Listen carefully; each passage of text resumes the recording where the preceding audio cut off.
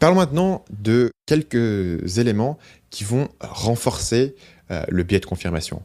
Tout au long de cette série de podcasts sur les biais cognitifs, on va voir encore et encore des choses qui sont ce que Charlie Munger appelle une Lollapalooza. Donc Charlie Munger, c'est un milliardaire parce que c'est le partenaire de Warren Buffett qui sont des investisseurs qui ont été très très intelligents sur les 60 dernières années pour transformer quelques milliers de dollars en des milliards de dollars dans la bourse et qui sont spécialistes de prendre des décisions. Et un des concepts fondamentaux de Munger et auquel on va revenir encore dans cette série, c'est ce qu'il appelle la Lollapalooza. Lollapalooza, c'est quand plusieurs biais cognitifs vont se mélanger pour avoir un impact très fort. Donc c'est l'idée qu'en soi, un biais cognitif individuel n'est pas forcément très puissant, mais quand vous avez plusieurs biais cognitifs qui marchent dans le même sens, vous pouvez avoir un effet très fort sur le comportement humain. Et c'est comme ça que vous allez avoir les gens qui vont se comporter de façon très irrationnelle. Donc le premier effet renforçant du biais de confirmation, c'est que les gens sont inconfortables avec le doute. C'est-à-dire que quand vous êtes dans une situation où vous devez prendre une décision, où vous avez le choix entre plusieurs options, où vous devez former une opinion sur quelque chose, vous allez avoir tendance à former une opinion très rapidement.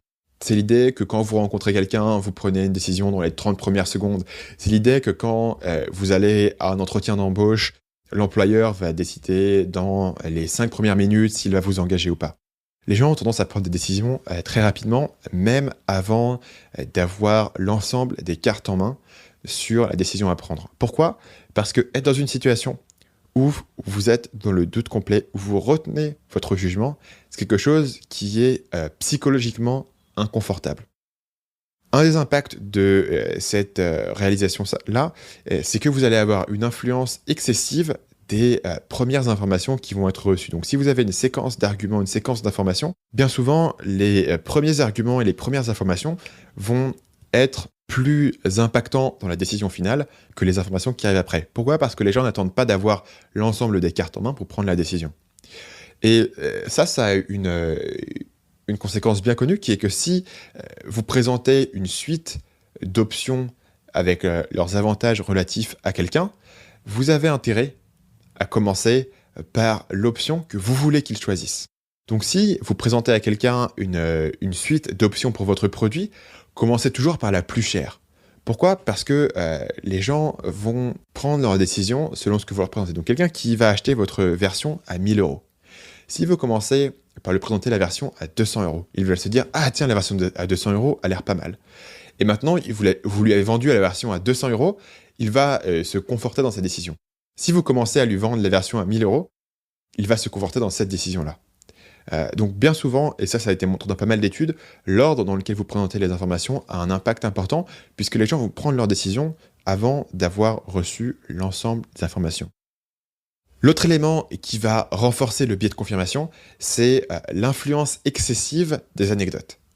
Et ça, c'est la vieille idée que si vous êtes une association caritative qui voulait réduire la pauvreté en Afrique, vous pouvez dire qu'il y a 5 millions d'enfants en Afrique qui meurent de faim chaque année, ou alors vous pouvez montrer l'histoire et la photo d'un enfant qui est en difficulté.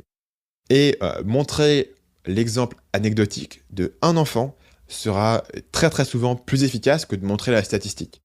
D'un point de vue rationnel, si les humains étaient des robots, l'exemple anecdotique ne devrait pas avoir un impact. Uniquement la statistique devrait avoir un impact pour décider quelle est la cause la plus méritante et la plus urgente en termes de philanthropie.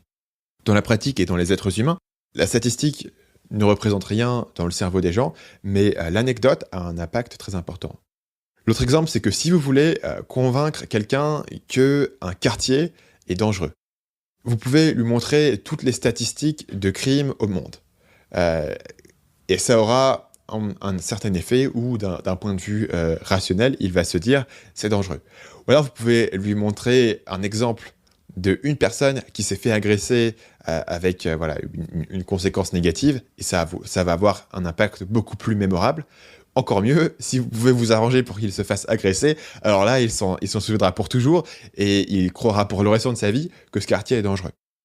En termes marketing, c'est la même idée. Si vous voulez convaincre quelqu'un que votre produit fonctionne, vous pouvez donner une statistique sur vos clients, vous pouvez montrer un témoignage vraiment détaillé sur une personne qui a utilisé votre produit et qui a eu un résultat, et ça sera toujours plus efficace que de donner la statistique, même si d'un point de vue rationnel, ça ne devrait pas l'être. Le dernier élément qui renforce le biais de confirmation, c'est ce qu'on appelle en économie les coûts irrécupérables. Les coûts récupérables, c'est l'idée qu'une fois que vous avez investi de l'argent dans un projet ou dans un produit, d'un point de vue rationnel, l'argent qui a déjà été investi est déjà perdu. Et donc vous devriez prendre la décision de s'il faut continuer ou pas, comme si vous partiez de zéro, comme si l'argent n'avait jamais été investi, et est-ce que à partir de maintenant, ça a du sens de continuer? Évidemment, dans la plupart des cas, une fois qu'on a déjà investi des milliers d'euros dans un projet ou on a investi des mois de travail dans un projet, on ne considère plus ce projet d'un point de vue rationnel puisqu'on se dit « mais je ne peux pas arrêter maintenant, j'ai déjà investi tant d'argent dedans ». C'est ce qu'on appelle les coûts irrécupérables qui est un biais bien connu en économie et dans la finance. Un exemple, c'est, vous allez rencontrer un gars qui a monté une start-up, ça fait 2 ans qu'il lutte, que ça décolle pas. Si vous disiez à quelqu'un « est-ce que tu veux reprendre la tête de cette start-up qui galère depuis 2 ans et qui fait aucun argent, personne ne voudrait prendre la tête de cette startup. Parce que c'est évident que c'est une idée perdante.